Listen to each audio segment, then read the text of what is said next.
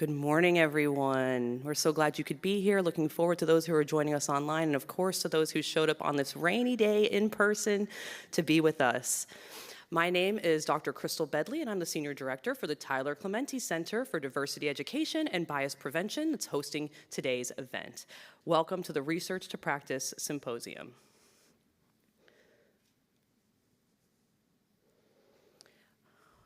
We would like to start off with the land acknowledgement, so if you'll bear with me while I read through it.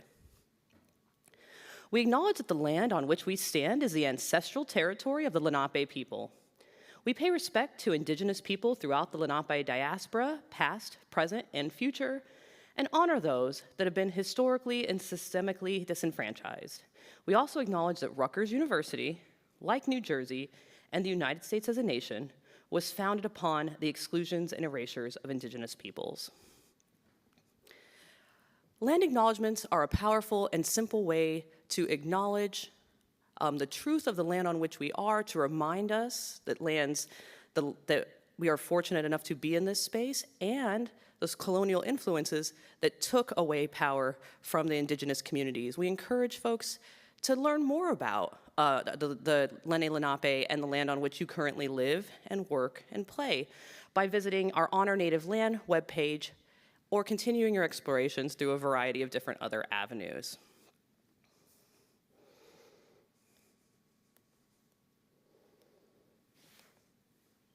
Okay, just a few housekeeping notes. These are particularly important for people in the room today. We have a quiet room set up on the 4th floor of the building, room 411C. There's signage to that space. If you need a few minutes to get away, there's chairs set up there. You can do what you need to do. That space will remain quiet and free of food during the remainder of today's session. If you need lactation or a nursing room, Alexander Library across the street has that room available. And if you have any questions at any time, you can find one of our team members who can direct you. There's also a meditation and prayer space in Alexander Library, so once again, right across the street, we can help direct you for those who that's the case. And if you need, the restrooms are right out in the hallway. On the right side of the hall, when you're leaving this room, you'll see the women's, and then a little bit further down the men's. And there's a gender-inclusive bathroom on the other side closest to the grand piano. There's also coffee and tea available for those who are here in person. Just want to take this moment early on to thank our wonderful CART captionist who's here with us today in person, Bernice Bonilla. So thank you so much for being here and providing the real-time translation services. And if you aren't familiar, Rutgers also has additional accessibility services offered through the Office of Disability Services, which is ARIA. It's a visual interpreting service. You can check out that website to learn more. Another helpful tool to have in the arsenal. For our virtual folks, just so you know, we have someone moderating the Zoom. So if you have questions during presentations, please feel free to drop them in the chat, and we will pick them up during the Q&A portion of each of the presentations. I think that's it for housekeeping. So I am so excited, so honored to be able to partner with the National Academies today, who's here to provide our keynote address, right? When we think about Research2Practice, and we'll talk more about the program specifics later on, right? We're thinking about the ways that our research, our public scholarship can be engaged by a broader audience. And the National Academies has been doing this work for a very long time. But don't let me speak on it. We're gonna let our wonderful presenters do that. But first I wanna start with some introductions. Dr. Daniel Weiss is the director of the Board on Behavioral, Cognitive, and Sensory Sciences at the National Academies of Sciences, Engineering, and Medicine. He oversees a broad portfolio of studies and activities at the nexus between these disciplines and public policy. Prior to joining the National Academies in 2022, he served as a professor of psychology and linguistics at Penn State for nearly 2 decades, studying language acquisition and motor planning in children, adults, and non-human primates. He also served as the editor-in-chief for translational issues in psychological science. Dr. Weiss received his BA from the University of Maryland at College Park and his master's and PhD from Harvard University. After graduation, he completed a postdoctoral fellowship at the University of Rochester in the Brain and Cognitive Sciences program prior to his appointment at Penn State. Dr. Emily Vargas is a program officer as well at the National Academies in Washington, D.C. Prior to this position, she was a research assistant professor in preventative medicine at Northwestern University. Dr. Vargas completed her PhD in psychology at the University of Michigan in 2019 and completed her postdoctoral research fellowship in the NIH-funded T32 research training program in cardiovascular disease epidemiology and prevention at Northwestern's Feinberg School of Medicine in 2021. Her research focused on the intersection of individuals' marginalized identities and psychosocial factors and how they impact psychological and cardiovascular health. Her work aimed to promote individual empowerment and health equity. Just a brief note that we are very fortunate to have Dr. Weiss in person, and he's going to kick off the presentation, and then we'll be joined later on virtually by Dr. Vargas. Without further ado, I'd like to turn the floor over to Dr. Weiss.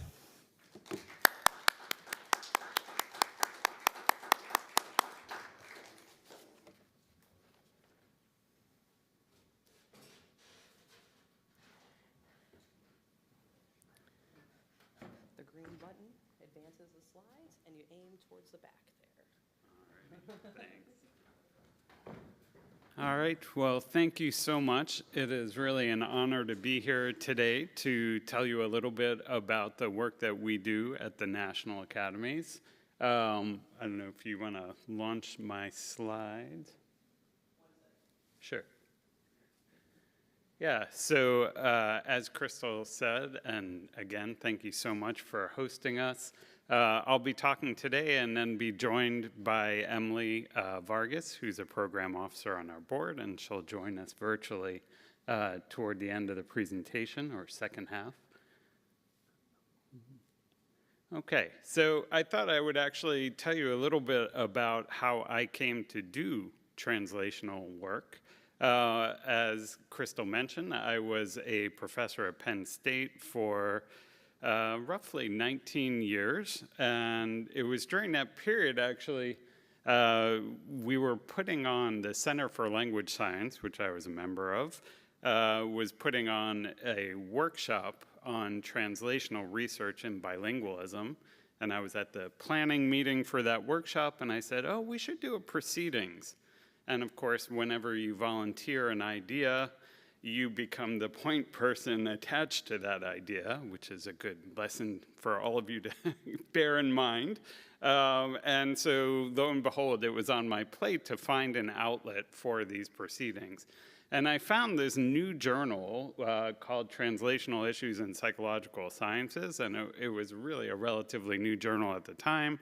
And I contacted the editor, and she was all about us doing this special issue, which we executed. And I definitely would recommend this journal to you, especially if you are in training, either a graduate student or postdoc, in psychology and related fields, because it has a really unique model. So this is an APA journal that is essentially a training journal, as well as publishing high-quality work. All of the work of the associate editors is actually carried out by graduate students and early career postdocs. So, in fact, I supervised this special issue.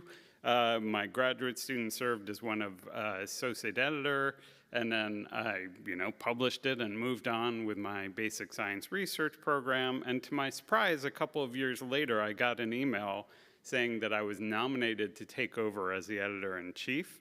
And after taking a very deep breath, I decided, okay, we'll take this on. And so I did that for several years, actually, until I went to the academies, but it really instilled in me a deep love for translational work, and also a real curiosity to move beyond, fields of science tend to get more and more specialized, and this was a real opportunity to kind of lift myself up a little bit and really just scan the horizon and see all of the really interesting topics and the needs for translational work.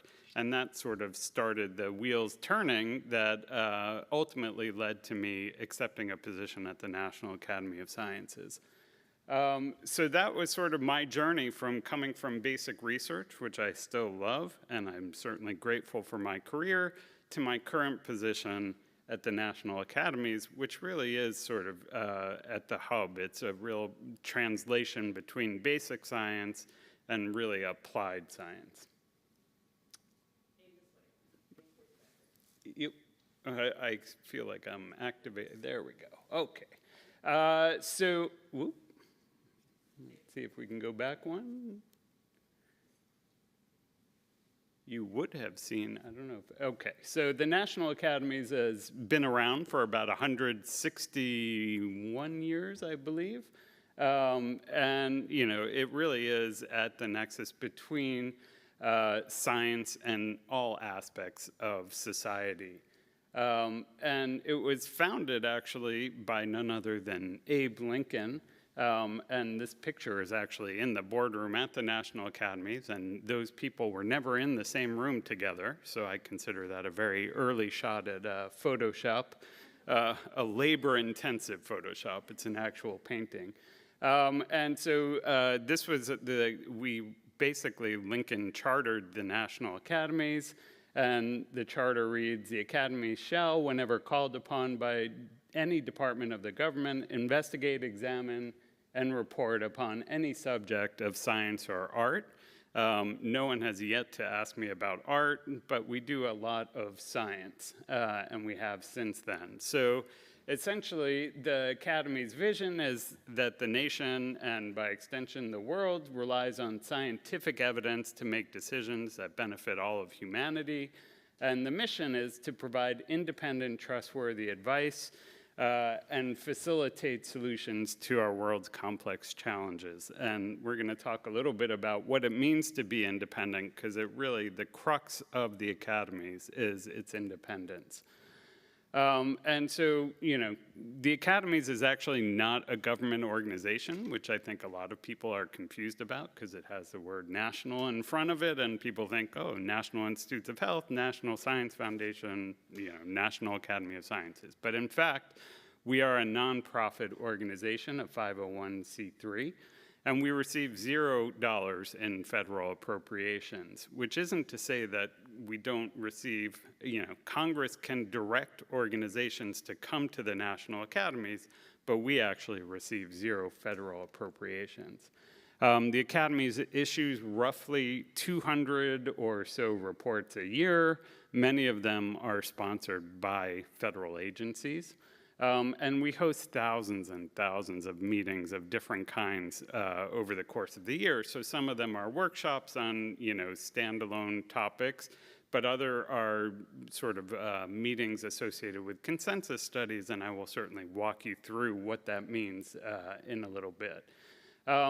Critically, all of the people who serve on our boards and serve on our committees volunteer. And it really is service to the nation. It is true service. When I was a faculty member, you know, we always had to say, what kind of service do you do, you know, to your field and whatnot? This is real service to the country, and often these reports lead to significant changes.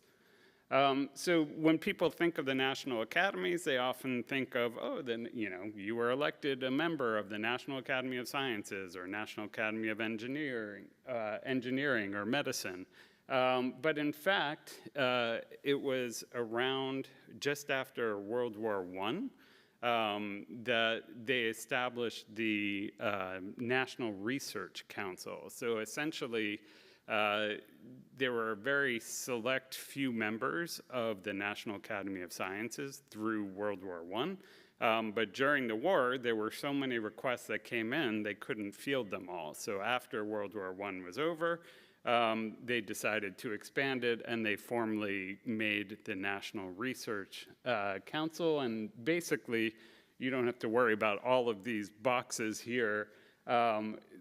All I want to just point out is, so our unit is in the Division of Behavioral and Social Sciences and Education, but of course, science has many, many different areas. And you can see we have many different divisions: Earth and Life Sciences, Life Studies, Engineering and Physical Sciences, Gulf Research Program, Health and Medicine Division, Policy and Global Affairs, and a Transportation Research Board. And within each one of these divisions, there are actually many different boards. of which you may or may not see. Don't seem to be, there we go. No, yeah, maybe we'll just, if you could advance to the next slide.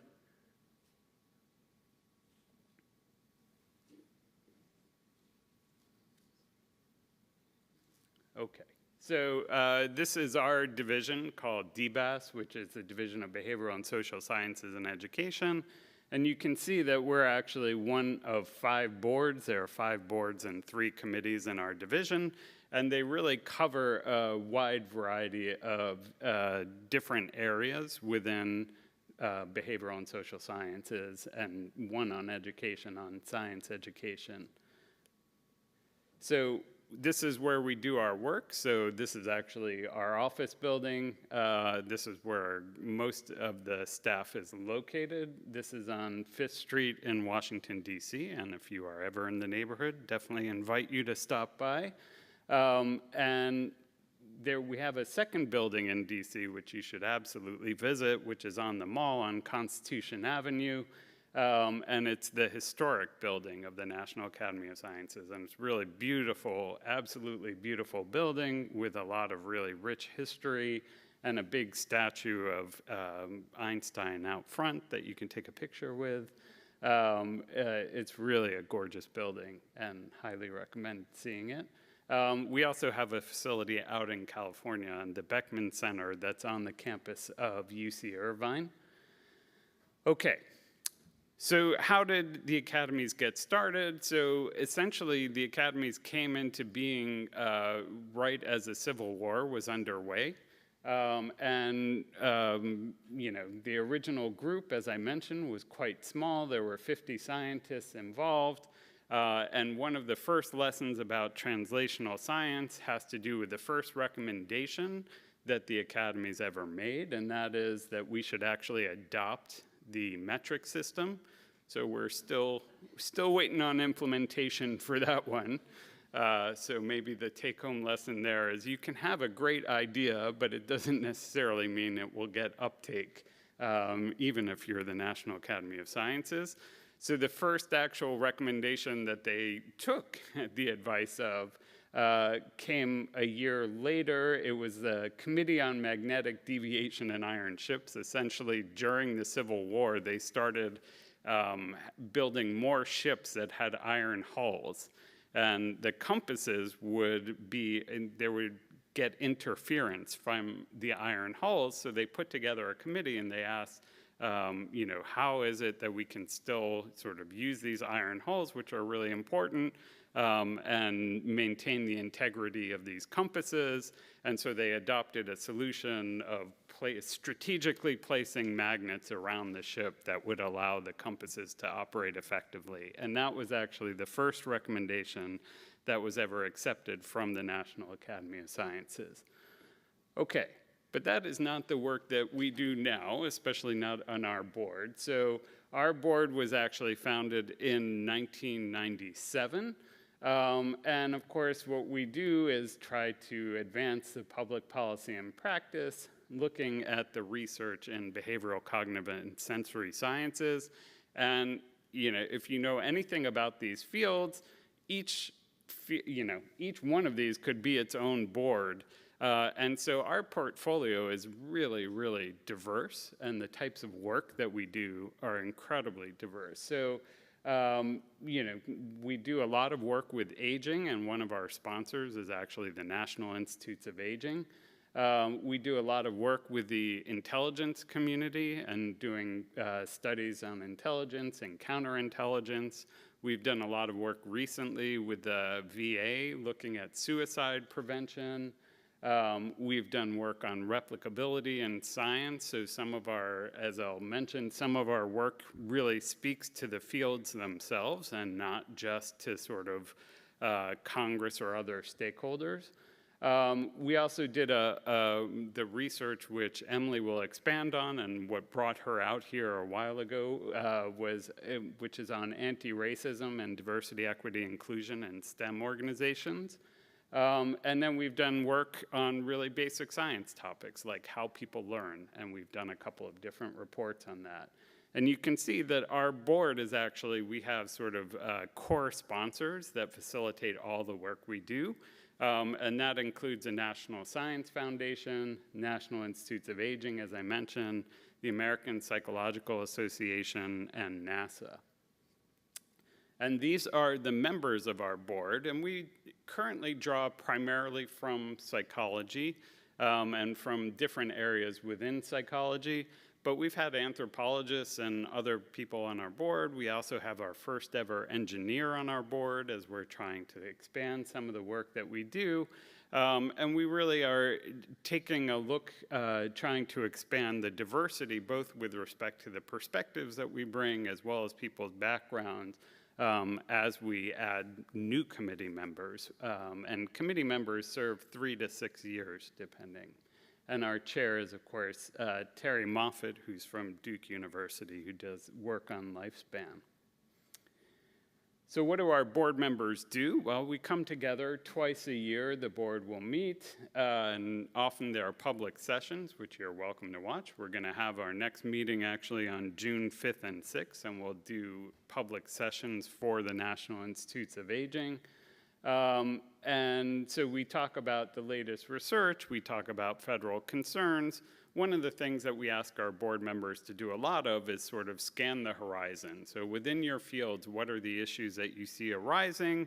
Where should we actually try to make an impact? And I'll give you an example of a project that arose from that type of horizon scanning. And then, they also will help us, the staff, oversee certain projects. Often we'll have some kind of liaison between the board and the committees that work on the individual projects. And of course, they also help us disseminate the work after it's done and make sure that people in the field and people around government know that the work is happening and what the recommendations were. And as I said, we do a lot of development in terms of scoping new work and looking at what are the emerging problems on the horizon. And so really how our work all comes together is we have this board of experts, but all of our work requires sponsors, and sometimes it will be Congress telling certain agency to come to us and do some work with us, and I'll give you some examples of that. And then we have standing staff, of which Emily you'll meet shortly, who actually carry out and execute this in collaboration with a committee of volunteers that are experts. So we do rely on a lot of different types of volunteers. And then, of course, the stakeholders can be really varied depending on the project. So it could be the general public of scientists and other interested non-scientists, Congress, the federal government, and the press is often involved. So here are some of the ongoing studies that we have, and this will just give you a flavor for kind of how diverse our work is. So we're doing a study on myopia, which I'll tell you a little bit about in a bit, because that was one that we actually scoped as a board. We're doing work, as you know, on ADEI is what we call it, Advancing Anti-Racism, Diversity, Equity, and Inclusion in STEM Organizations. And this was actually a really impactful study because, of course, it was also directed at the National Academies itself. And then we've just did a workshop on behavioral economics following a consensus study.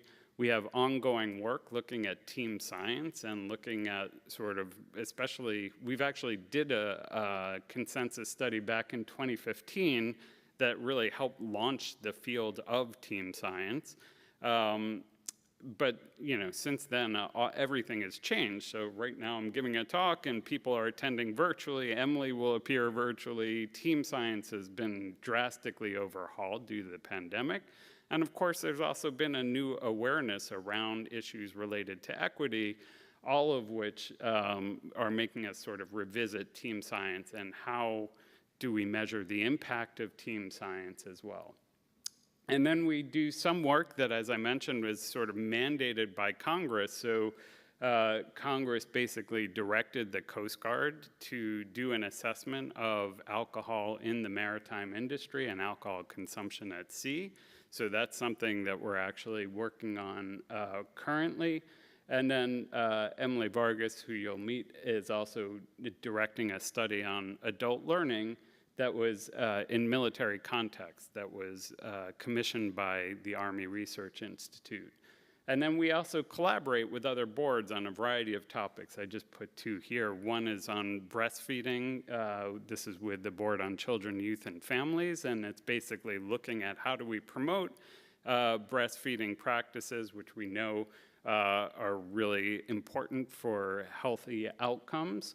And how can we do that, especially across different different people across different socioeconomic statuses, because it's obviously a real challenge for some people to engage in breastfeeding. And so this is work that's been commissioned by NIH. And then we're also involved also with BCYF on something looking at the kindergarten through 12th grade threat assessment programs and their effectiveness. So again, really, really huge portfolio kind of covering a wide variety of topics. And one of the amazing things about our staff members is that they're agile enough to sort of move between different projects and take on areas where they don't have native expertise and really help guide committees to producing top-notch work.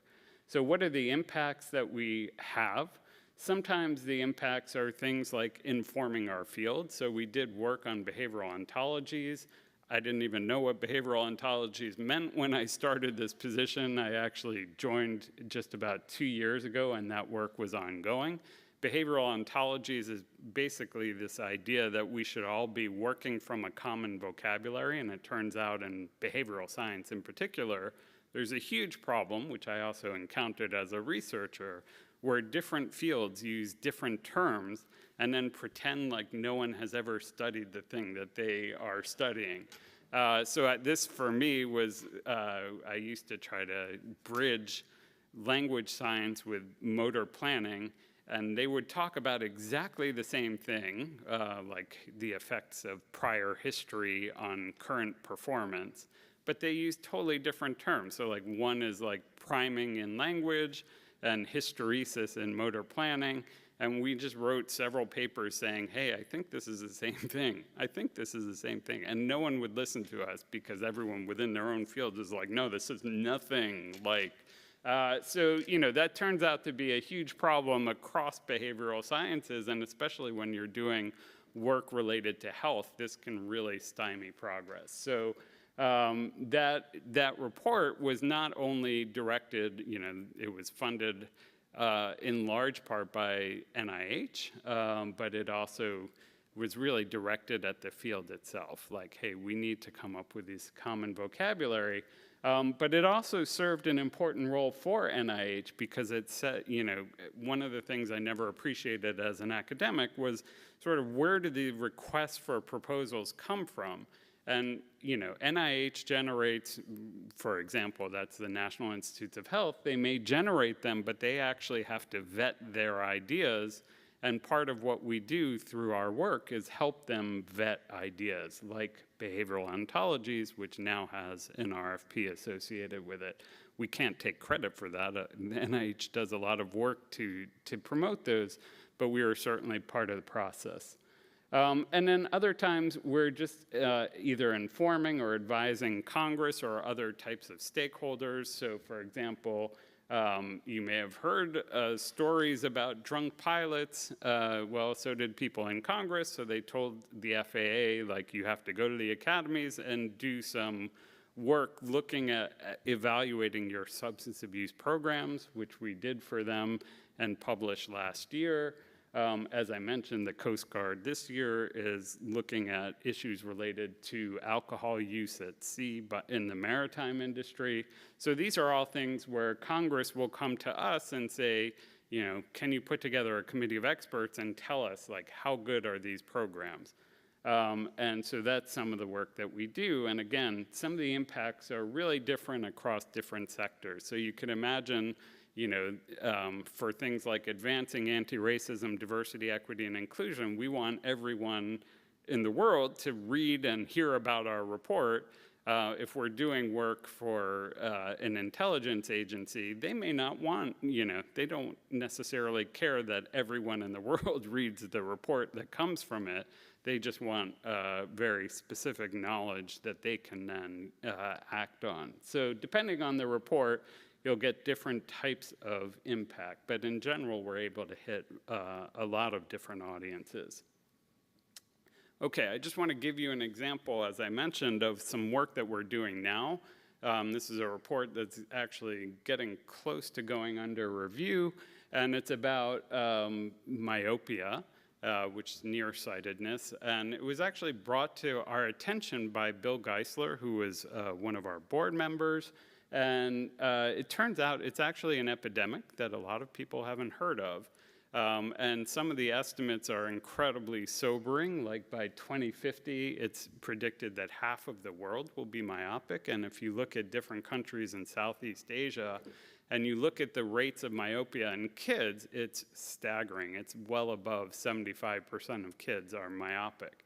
And so part of what this committee is meant to do is to advance that field of understanding why the incidence of myopia is going up. And of course, it's incredibly tempting to just say, we know the answer to that. It's because all of us have these things, and kids are, have their heads in a computer, or they have their heads in a telephone, and they never used to. But it turns out it's actually not that easy, and there's actual literature that suggests that it's not, just devices that's driving the rise in incidence. In fact, a better predictor of developing myopia relates to time outdoors. And the decrease in time outdoors, and then, the committee has deliberated. You can find out in the fall exactly what happened in our committee deliberations, because we can't talk about them before the report's released. But the committee deliberated on what is it about time outdoors?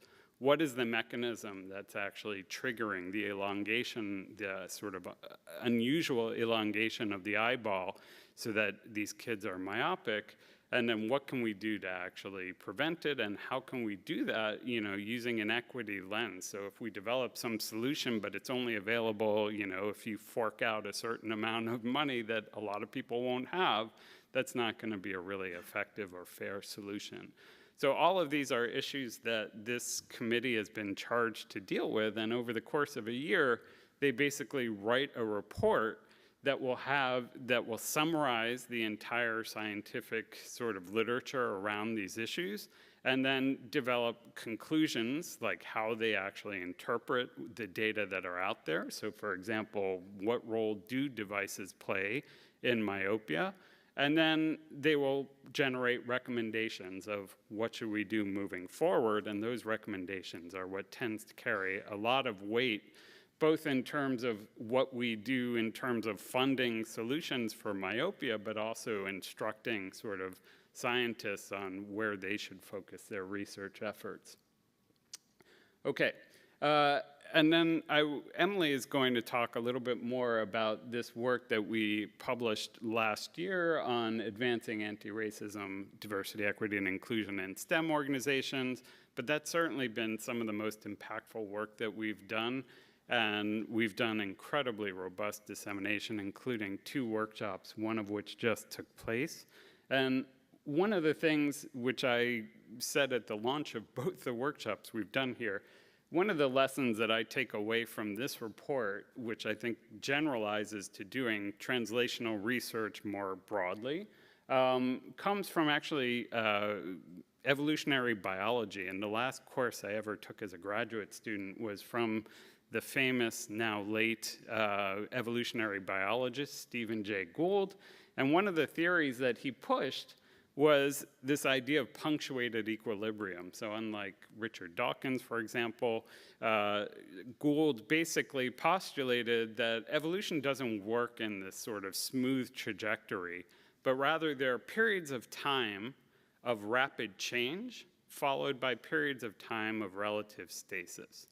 And so what you'll find is that a lot of evolution happens during this period of change, and then you go through a period of stasis. Well, turns out political scientists sort of caught on to this idea and really applied it to policy. And I think it's really true and, incredibly true and relevant for work in the DEI space. And all of us have seen how the world has transformed even in the last 6-7 months. It's sort of this remarkable transformation. And I think it speaks to this idea of punctuated equilibrium. And I kept telling the committee, I'm like, we gotta, this is our time to say something, and it's a really critical juncture to be able to say it. And, this window may not be open forever. And sure enough, DEI has become a lot more challenged. And the idea isn't that we leave the work during these periods of stasis, but it's that that you put in a lot of work knowing that it may not reach its full fruition until there's sort of the right set of circumstances that allow for it. And you have to be poised to act in that period. So you're sort of working through periods where it feels like you're just spinning your wheels, but then something happens, some critical event. For us, there were some tragic events that really led to the DEI movement becoming, way more established.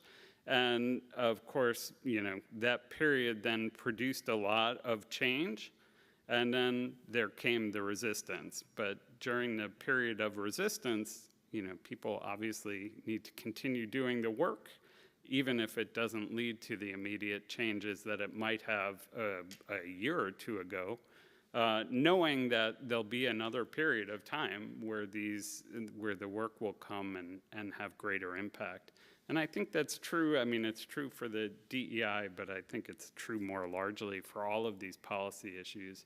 And I will say that the history of that report, my predecessor, one of my predecessors, Barb Wanchison and Susan Fisk, who's a very famous psychologist, were fundraising around the idea of, why police officers, or how to improve the split-second decision-making for police officers, because there were a lot of shootings that were happening, and they could not get this study funded. And it wasn't until some of the tragic events that took place that sort of spawned Black Lives Matter and other DEI movements that they actually gained traction. And Eddie Bernice Johnson was actually a huge part of calling on the academies to do this work that really facilitated it. And then we had tons of sponsors for this study. So just to keep in mind as you do your own work, that this idea, I think, is right. I think there really are periods of change, and then there are periods of stasis, but you gotta just keep going and know that those periods of change are gonna come. Okay, so I talked a little bit about this. These are the audiences for our report. We do track our metrics, some of them. So how people learn, which came out in 2000, you can see is one of the most downloaded reports ever by the National Academies. I think we're in 3rd place, so everyone can go home and download that report. We can make it. But you can see it's been cited close to 30,000 times. That's per Google Scholar. And then we did How People Learn too, and again, tremendous impact. And this is just impact as measured in some way that might be familiar to academics. But of course, the impacts go well beyond this with how these reports get used. Okay, and these are some of the other reports that we've done. All of the reports are freely downloadable. All the work that we do is freely available online. You can go to our website. You can download any report. I don't remember how far back the archives go, but they go really far back. You can search on your topics and download. This is some of the work that we've done. As I mentioned, we've done a lot of work with aging, for example. We've also did a study on reproducibility and replicability in science. And you can see the range of work that we've done online. Okay, I don't want to go too far over, so I am actually going to skip a few slides and then turn it over to Emily.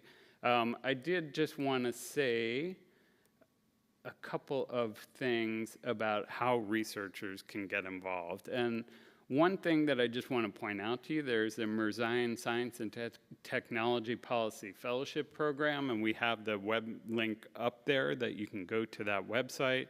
This is an amazing program.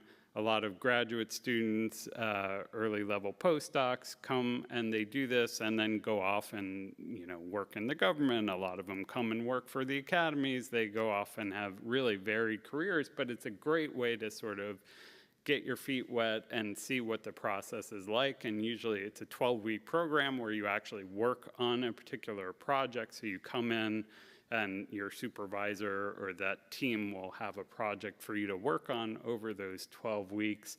Highly recommend checking that out, and it's a great opportunity. And there are other opportunities, some of which come at later career stages, some of which don't, so you can do things like become a reviewer, you can present at a workshop. Sometimes we'll look for papers, what we call commissioned authors.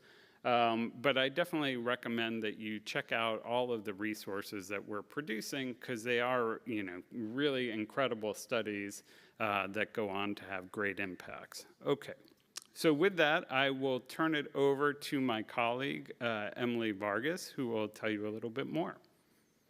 Thanks.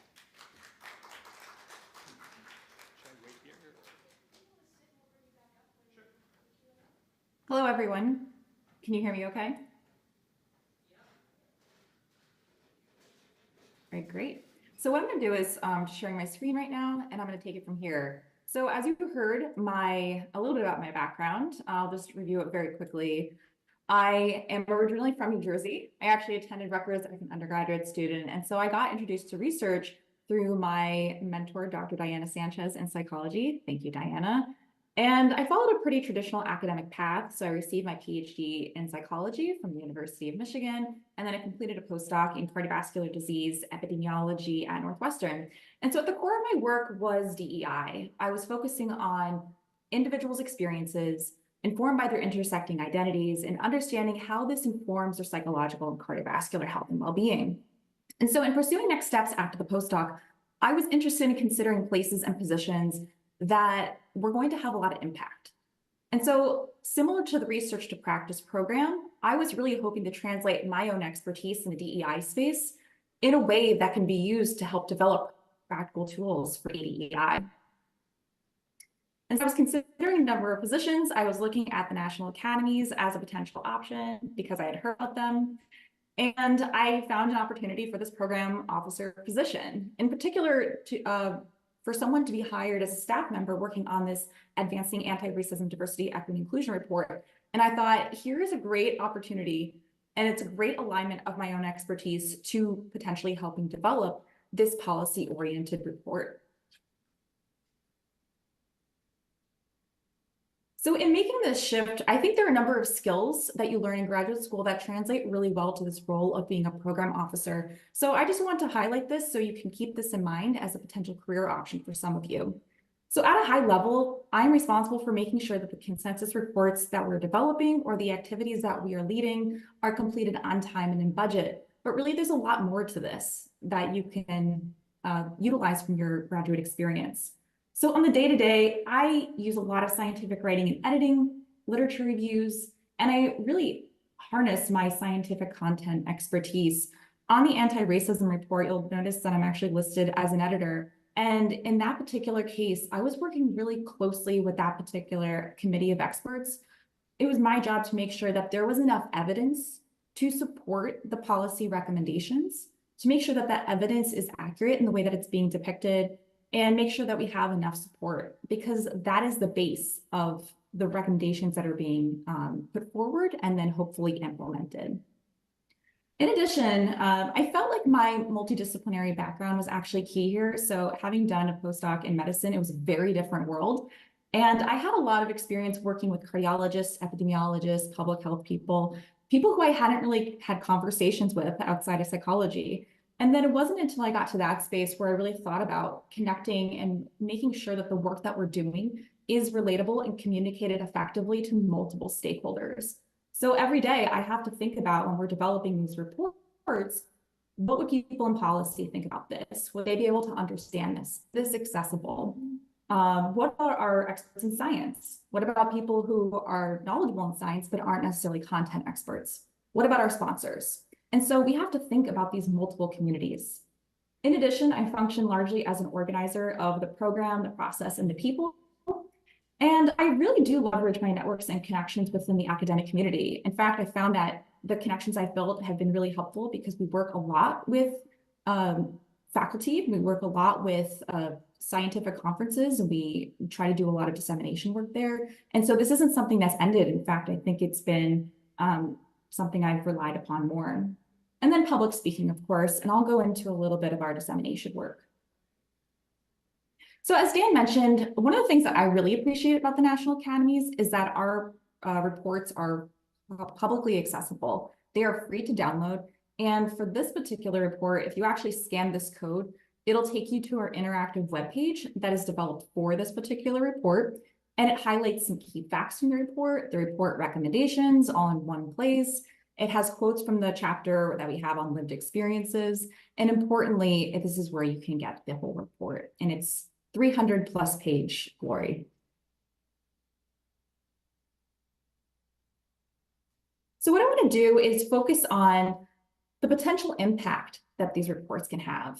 Something that's really key to translational work is making sure that the science is being bridged to those communities and making sure that people are taking up these recommendations. And so the timeline for this particular report is unique in that it is quite expansive. We started our very first dissemination event on February 14th in 2023, so that's slightly over a year ago.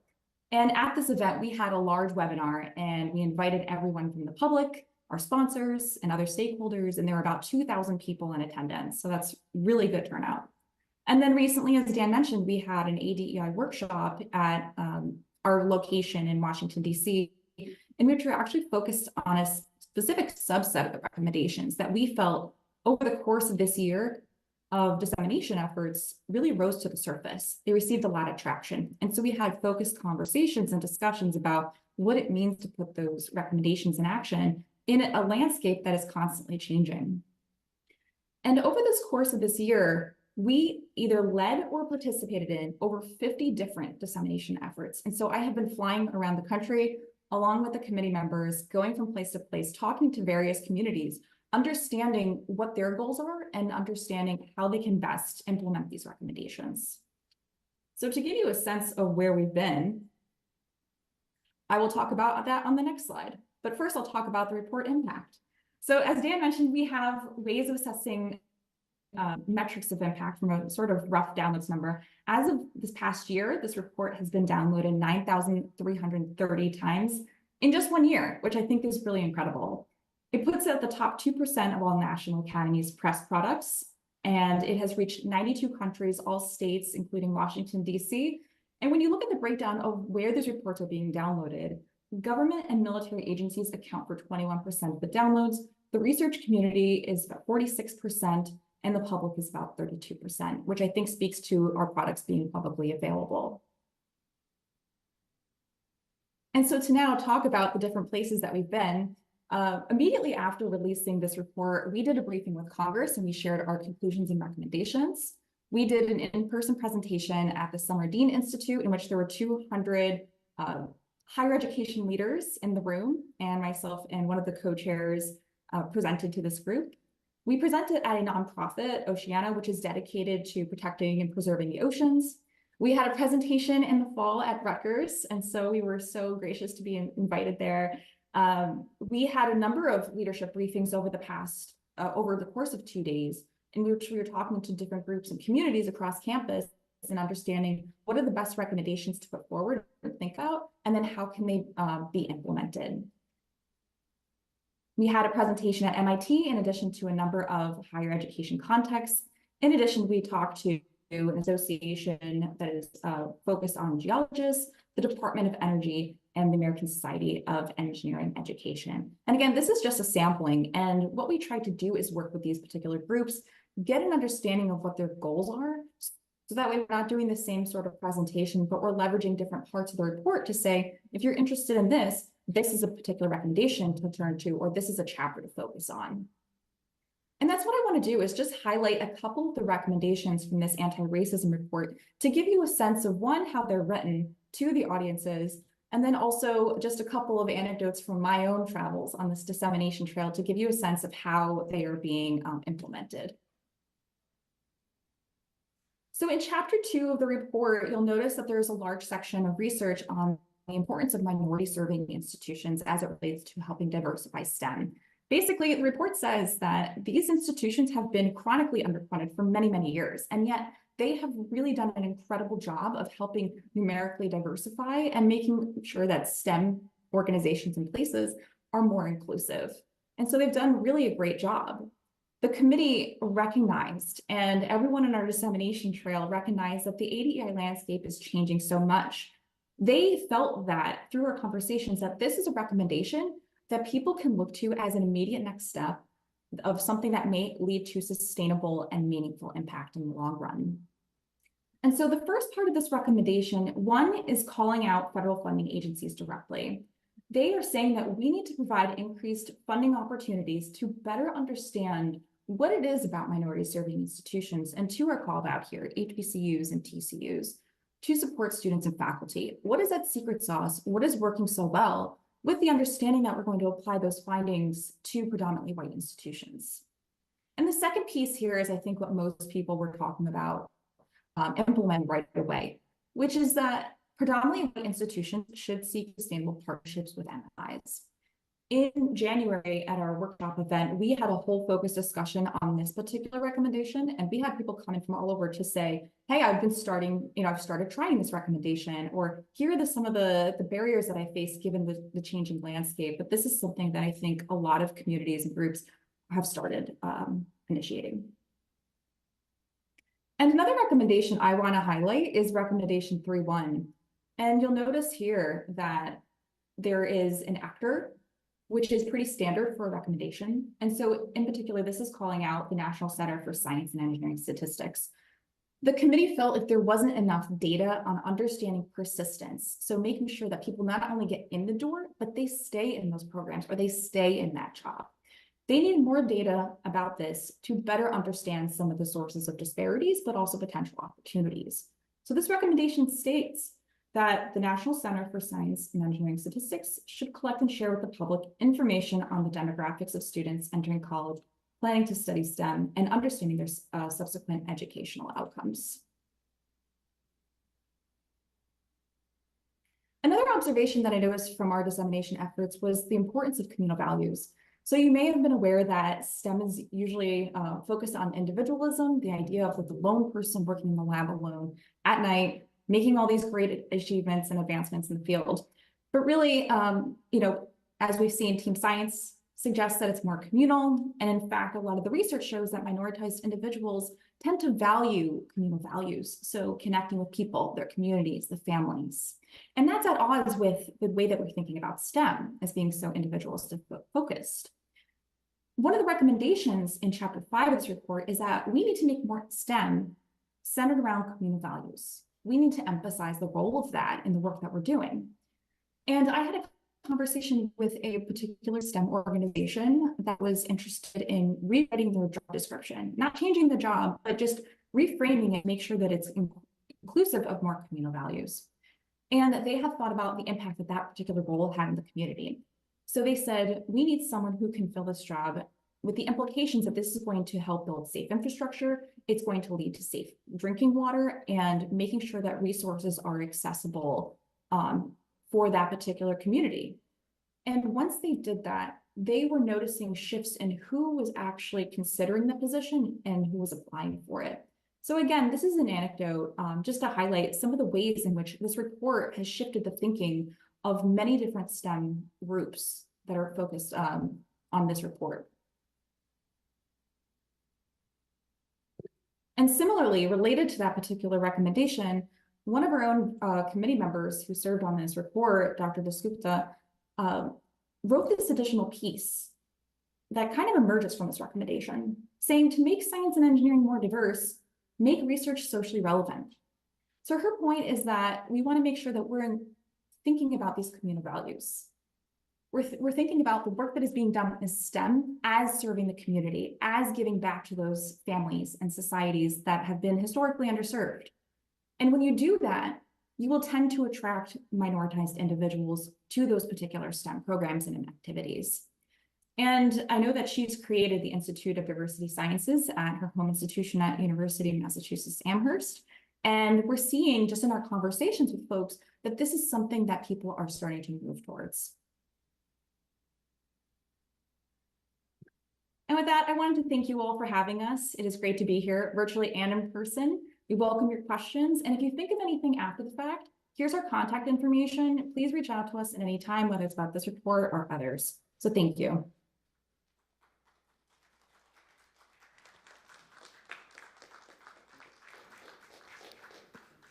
All right, well, thank you, Emily. And as Emily said, I really view this as the start of a conversation. So please do take our contact information, reach out, connect with us on LinkedIn or wherever.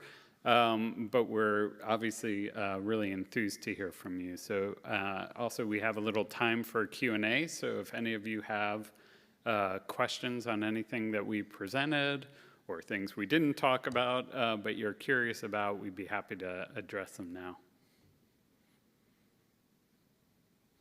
Yeah.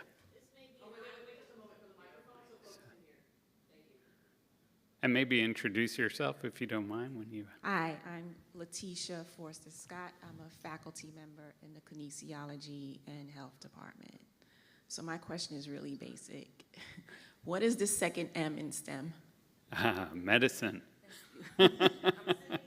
I know. It's not a typo.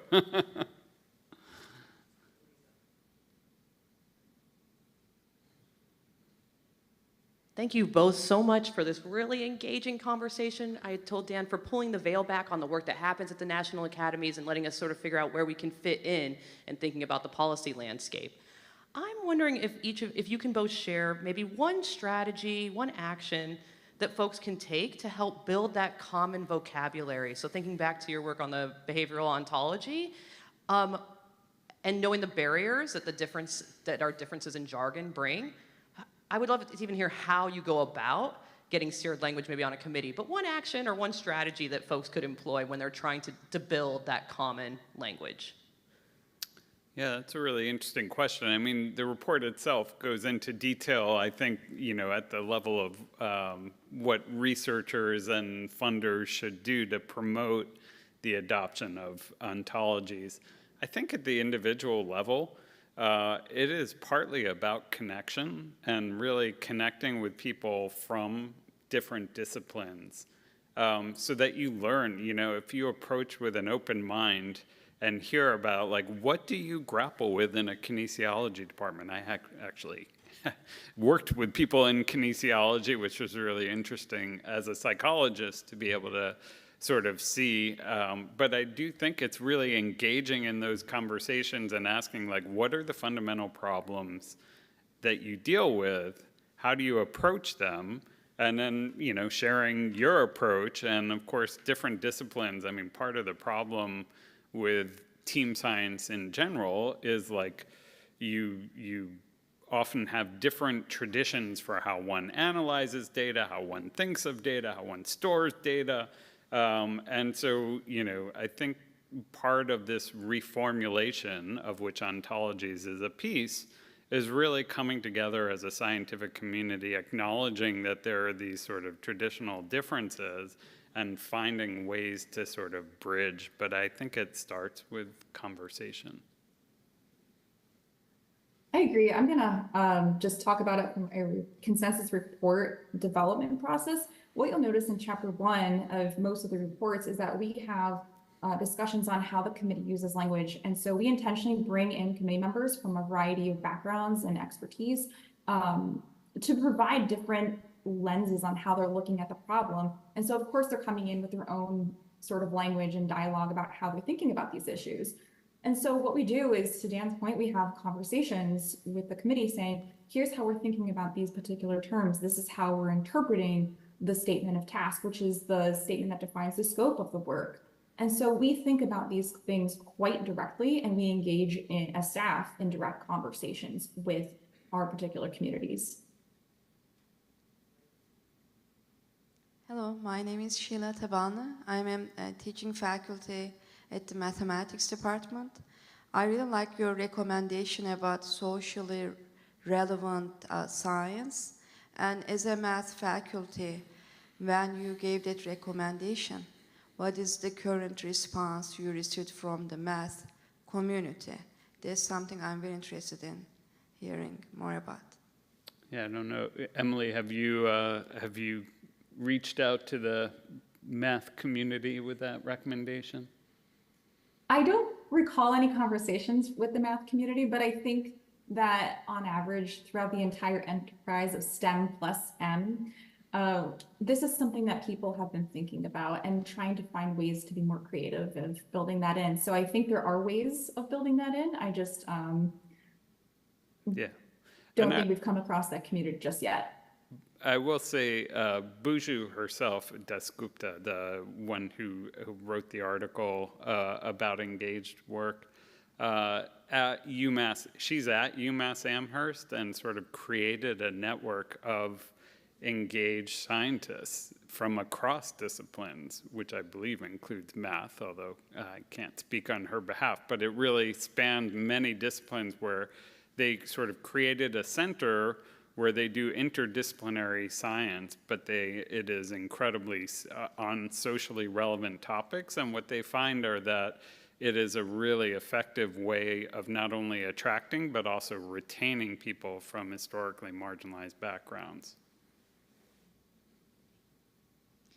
Hello, my name is Haja Shirley, and I'm a Research2Practice Fellow and Doctoral Candidate at the School of Communication and Information. Thank you so much, Dan and Emily, for your talk. Very inspiring, specifically with the projects that we'll be sharing today. Emily, I was very motivated by the strategy that you shared with regard to the development process of thinking about your research, but then also really focusing in on your dissemination plan. And you talked about this process of really identifying where your research can be disseminated and applied and accepted, and this idea of really thinking about workshops as a unique opportunity to engage with your community.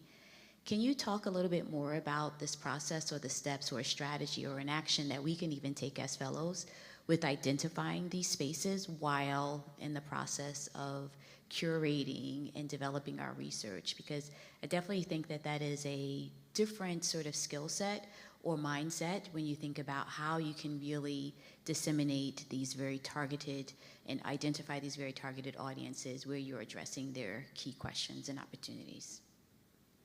Yeah, absolutely. So from this particular report, the Advancing Anti-Racism report, we knew that the potential audiences were going to be quite broad. I mean, STEM is a massive field. And so from the very beginning of developing this project, we were thinking about what are the communities we were trying to connect with.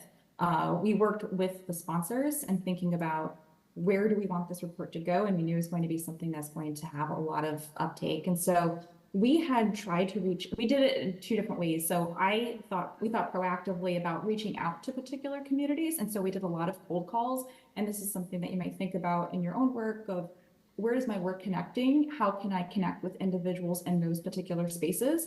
And so I had reached out to a number of individuals that may find this particular report important to them, and they may want to hear about the particular recommendations.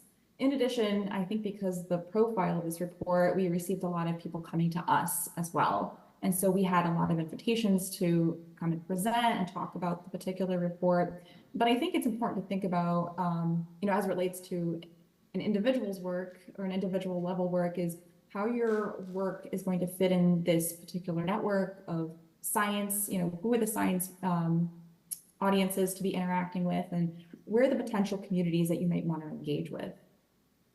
Yeah, and I'll just pick up on that last point, because I think one of the really important things is to identify the communities that are kind of roughly in support of the type of work that you're doing, or might be interested in the type of the work you're doing because they've actually done similar work in the past. And I think when you reach out, like if you have a concept paper or something to share with them, that you could just say like, hey, I would love to just hear your thoughts on this. Like, I'm planning a workshop, or I'm thinking about a workshop, or I'm thinking about even something smaller, like a symposium at a conference. And this is sort of how I scoped my symposium, or even my talk. And I'd just be curious to hear. And, you know, oftentimes people are happy, especially when it's sort of in their wheelhouse, to say, oh, you know, have you ever met so-and-so? You know, you should really talk to them because they're doing something very similar to what you're doing. And, you know, just sort of starting to, you have to put yourself out there a little, which is what I do a lot of. And it's often way easier to put yourself out with like a warm handshake rather than like a cold email. So I have plenty of emails that get completely ignored, where I just reach out to someone and I'm like, hey, here's something I'm thinking about, and they're like, you know, crickets. But, you know, if someone knows someone and they're like, oh yeah, you know, I know someone at the Arnold Foundation and they would be perfect for you to go talk to, and, you know, they introduced me, and then next thing you know, I'm meeting with them and meeting with then people they know. But definitely put yourself out there. And when it doesn't work, know that that's part of the process. I mean, it just is for everyone. But really putting yourself out there and just trying to find those people who care. And they will help you connect with other people. And that's where you start building these rich networks. And then I think you can start scaling up from there. Thank you so much. Wonderful. We just want to take a moment to do a big thank you to our keynote presenters. Thank you, Dr. Weiss and Dr. Vargas, for your time. I can go on stage with this, right? All right, great. You won't be able to see me if I don't walk closer, but we're going to enter a short recess now. We're going to look to reconvene around 10:20. So for our online folks, try to head back around 10:20. Dr. Weiss will be here through the break and for a little bit longer if you have any questions, and for the folks that are in person. Otherwise, we'll get started again after this short break around 10:20. Thank you. Thank you.